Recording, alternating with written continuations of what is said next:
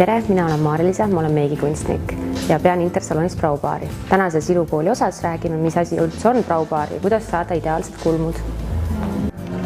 Kulmude modelleerimine algab kliendiga vestlemisest, mis on tema soovid, millised on üldse praegusel hetkel tema kulmud, kuidas sobiks uus kulmukuju tema näoga ja mis värvi nad tulema peaksid.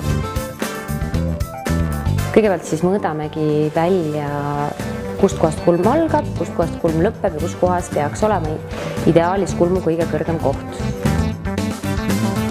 Kui me oleme selle välja mõelnud ja selle kliendiga läbi rääkinud, paneme sinna peale kulmu värvi. Kuna see kulmude keemiline värv üsna kergelt jääb nahale, siis eelnevalt teeme vaseliiniga kulmu ümbruse kokku, et ei oleks plökerdatud see kulm. Kulmu värv siis on niisugune 3%-lise vesinikuga segatud värv, mis ka jällegi vastavalt kliendi soovile ja nahatoonile, juuksevärvile, millele iganes tuginedes siis peaks olema mitte enam selline süsimust, nagu siin vahepeal moes oli, ja kindlasti mitte blondeeritud, nagu mõned tahavad, vaid pigem midagi loomulikku ja sellist, mis ei karjuks. Kulmuvärvi mõjuaeg sõltub sellest, kui tumedaid kulme me just parasjagu soovime või kui intensiivselt seda värvi. Tavaliselt see on kuskil 3 kuni 7 minutit, mõnel juhul natuke vähem ja mõnel juhul ka natuke kauem. Päris paljud kliendid küsivad, et miks ei püsib kulmuvärv sama pikalt, kui püsib näiteks juuksevärv. Siis kulmukarvade eluiga on nii palju lühem, et see jääb sinna kuskile 8 nädala kanti, et ta ei saagi nii kaua püsida kui juuksevärv. Ja kuna kulmukarvad või üldse kõik karvad on eri ajal eri kasvufaasis ja kukuvad erineval ajal välja, siis kulmuvärv ongi selline, mis on 3 nädalat sõltuvalt siis sellest, kui kiiresti kellelgi karvad kasvavad.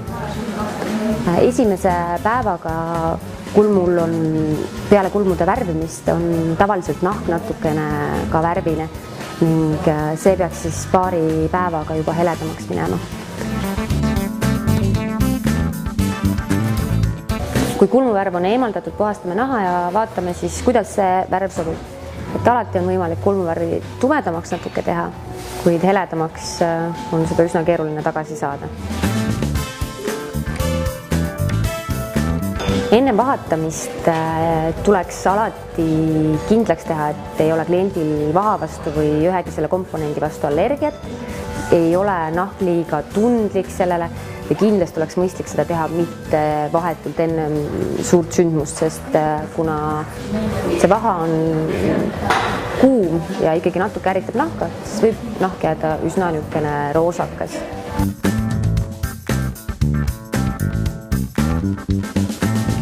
On hästi oluline, et nahk oleks enne vahatamist puhastatud ja kõik vahatamiseks kasutatavad puupulgad ja paberid oleksid kindlasti puhtad ja ühekordsed. Et kuna see nahk on niikuinii peale vahatamist natuke ärritunud, siis on seal ka infektsiooni oht suurem. Need, kellele vahatamine üldse ei sobi, saavad alati ka kitkuda kulme. Pahaga kulmu modelleerides on lihtsalt see kulmu serv hästi palju konkreetsem ja selgem. Sellesama braubaari külastusega on võimalik kiirelt ka vahatada nii ülahuul kui ninakarvad.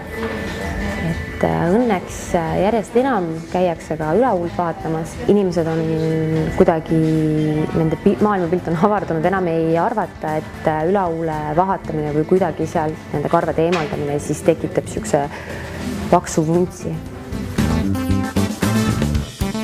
Peale vahatamist puhastame jällegi naha, paneme sinna peale rahustavad õli või kreemi ja võtame pintsettidega ära kõik, mis sinna siis veel jäi, igasugused väiksed karvakesed ja vaatame, et oleks kogu kulmu ümbrus täiesti puhas ja sile. alati siis peale protseduuriga räägime või protseduuri ajal räägime kliendiga sellest, kus kohas on tal mõni auk tekkinud kulmu sisse, kust kohast võiks kulme kasvatada, kust kohast peaks kulmud olema pikemad, õhemad, mis iganes. Et sama asi on ka sellega, et me saame protseduuri ajal rääkida näiteks, et milliste vahenditega, kas puudriga või pliiatsiga saaks siis klient ise kodus oma kulme igapäevaselt meikida. Kulme on väga lihtne tegelikult saada korda ka neid natuke trimmides ehk siis kulmukarvu natuke lõigates.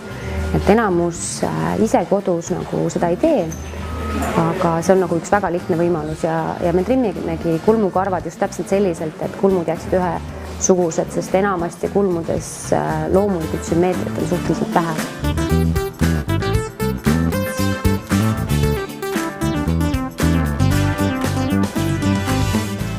Protseduuri lõpetab siis niisugune õrn-üline massaaž kulmupiirkonda, mis siis rahustab nahka ja vajadusel paneme sinna peale kas peitekreemi või midagi, mis aitaks siis päevaga edasi minna nii, et nahk ei oleks ümberringi täiesti tulipunane või õhetav.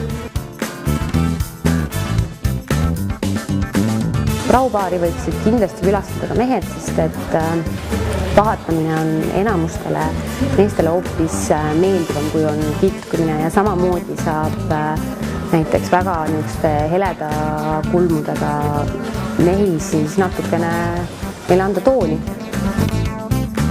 On päris palju selliseid inimesi, kelle see kulmupaaris käimine nagu peaaegu midagi juurde ei anna ja need on need inimesed, kellel pole siis kulmudel mingil põhjusel enam üldse karvu alles või on midagi väga ebasümmeetrilist ja sellisel juhul tulevadki abiks kõiksugused kulmu tätoveerimised, püsimeigid, microblading, et tasub kõiki niisuguseid võimalusi ka uurida.